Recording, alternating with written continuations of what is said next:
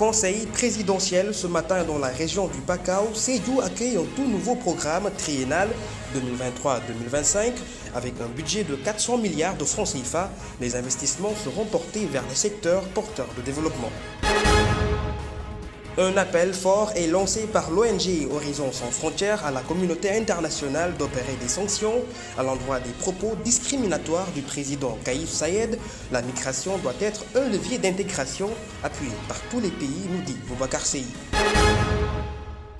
Nous parlerons aussi dans ce journal du décret d'application de la baisse du loyer qui sera effectif demain, mercredi 1er mars. De nouvelles dispositions vont l'accompagner telles que la mise en place d'une commission de régulation du loyer.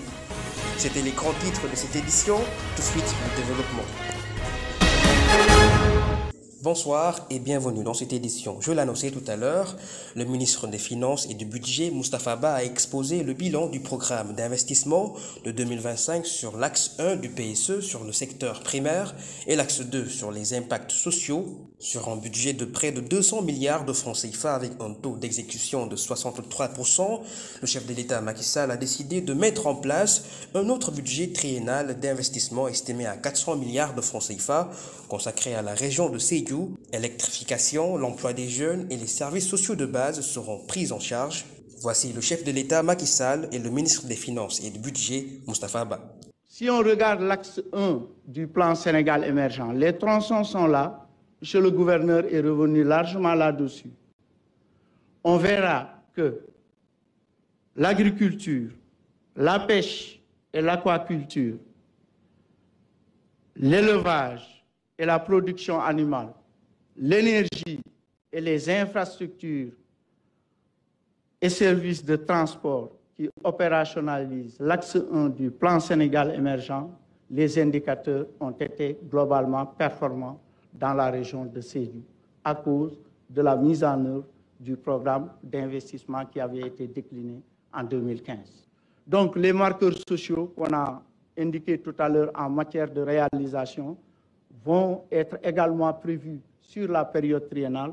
Là, vous les voyez avec également le programme Xëyu Ndaw Ñi. Nous pensons que la mise en œuvre de ce programme d'investissement 2023-2025 de la région de Sédhiou s'inscrit dans la continuité et l'amplification des investissements.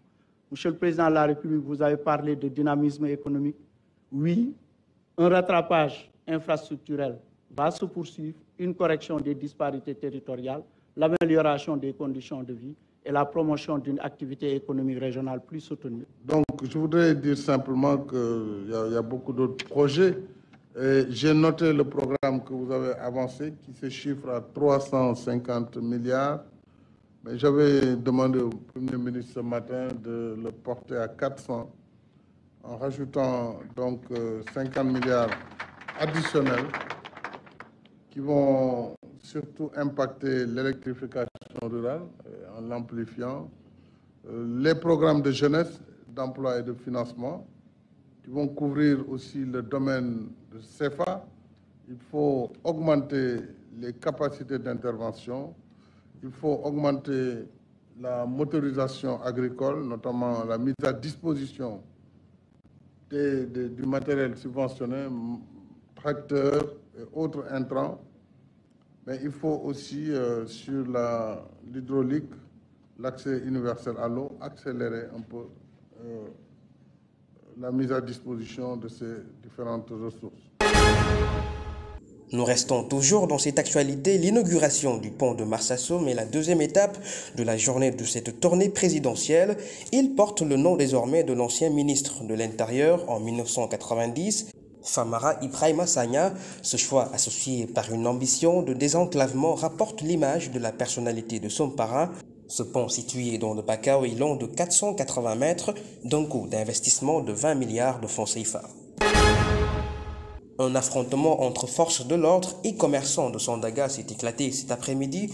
Les tenants de cantines délogés suite à une opération de déguerpissement dénoncent un acte de vandalisme et une épreuve de force exercée par les autorités.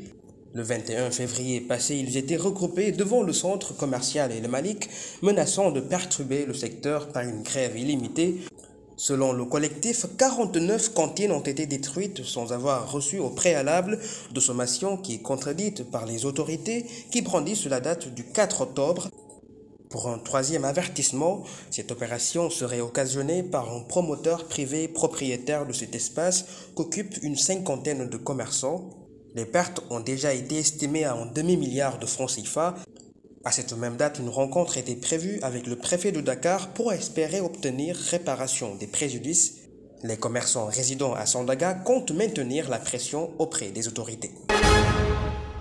Dans ce journal, toujours avec la lancinante question qui a fait l'objet de plusieurs pourparlers ô combien complexe dans sa prise en charge globale et intégrante, le loyer qui sera plus édifié demain mercredi 1er mars. Une effectivité cette fois-ci sera observée dans son application de sa baisse après la signature du projet de décret. Dans les concertations nationales sur la lutte contre la vie chère, tenues le 26 février 2022, les 18 commissions constituées d'acteurs multisectoriels avaient porté cette doléance au chef de l'État. Voilà que sur les 11 décisions applicables en 55 mesures sur le point baisse considérable de la location, le président Macky Sall a décidé de réajuster les pourcentages y afférents. Sur les assiettes tarifaires ciblées, les loyers tablés à 300 000 francs CFA connaîtront dans les nouvelles dispositions d'application une diminution jusqu'à 15% au lieu de 20%. Pour la réussite de façon effective et efficace de celle-ci, 2 décrets seront signés, l'un portant création et organisation de la Commission nationale de régulation des loyers et un autre qui organise la profession de courtier ou agent immobilier. Les loyers de 300 000 francs CFA à 500 000 francs CFA restent inchangés avec une baisse de 10%. Les 5% correspondront aux loyers de moins de 300 000 francs CFA. Ce 28 février, jour de la convocation de Maître El Hadji Diouf devant le conseil de discipline de l'ordre des avocats, l'avocat d'Adji Sarr, la plaignante qui accuse Ousmane Sonko de viol répété, avait fait plusieurs déclarations publiques sur le dossier. Une décision du conseil disciplinaire vise le secret de l'instruction violée par la robe noire. 4 sanctions sont prévues par les textes qui régissent la profession. L'avertissement, le blâme, une interdiction temporaire d'exercer jusqu'à 3 ans et enfin une radiation de l'ordre des avocats. Je l'évoquais en début d'édition, ce n'est qu'un dérapage dévalorisant antimigratoire, les propos aux allures d'une nouvelle directive du président tunisien Kais Saied. Ces descriptions du président d'Horizon sans frontières dénoncent toute violation des droits des migrants et ressortissants. Selon lui, il urge que les États africains à l'endroit de l'ONU portent un plaidoyer contre la campagne discriminatoire du président tunisien. Écoutons Boubacar Seye, il s'était entretenu avec Ibrahim Monsali.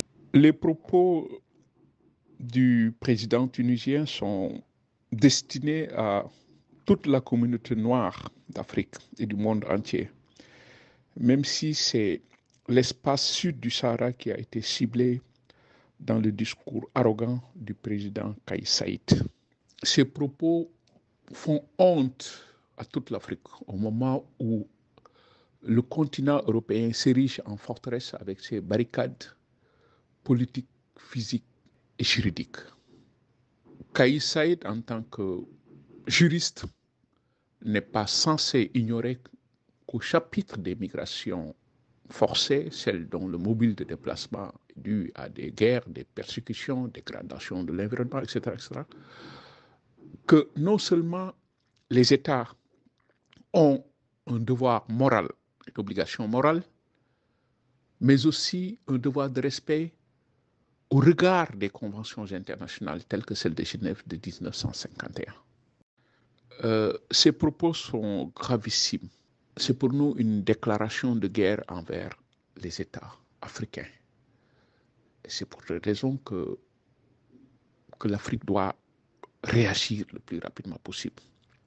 Les ambassadeurs tunisiens dans les pays africains devraient être convoqués pour recevoir des menaces de rupture de relations économiques, commerciales, politiques et diplomatiques. D'abord à l'échelle de la CEDEAO, puis de l'Afrique entière. Des États forts devraient afficher leur volonté ferme à mener ce combat contre le dictateur tunisien qui, à force de réduire au silence les forces vives de son pays, s'en prend maintenant à la cohésion sociale de l'humanité. Les États africains devraient en particulier saisir le Conseil de sécurité de l'ONU et le tribunal pénal international sur le cas Kaaïb Saïed. Les Nations Unies devraient en principe s'autosaisir sur ces déclarations qui menacent la paix et la sécurité en Afrique. Il faudra des excuses publiques, sinon les États devraient remettre en cause leurs relations avec la Tunisie. Intéressons-nous à présent à la page sport. Les quarts de finale se profilent.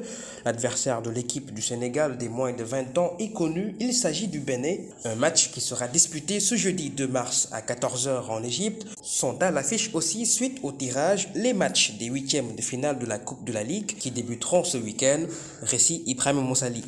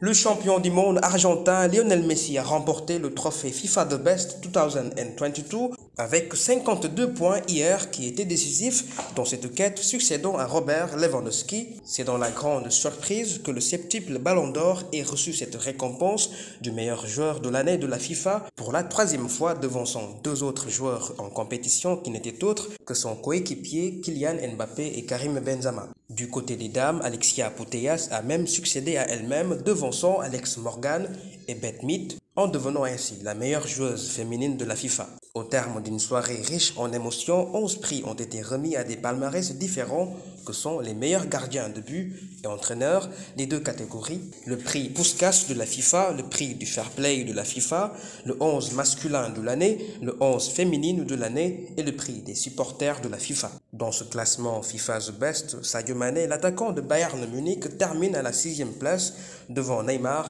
et Vinicius Junior avec 19 points. The Best FIFA Football Awards est une cérémonie organisée par la FIFA depuis 2017. C'était tout pour ce journal. Merci infiniment de l'avoir suivi. Je vous souhaite de passer une excellente soirée.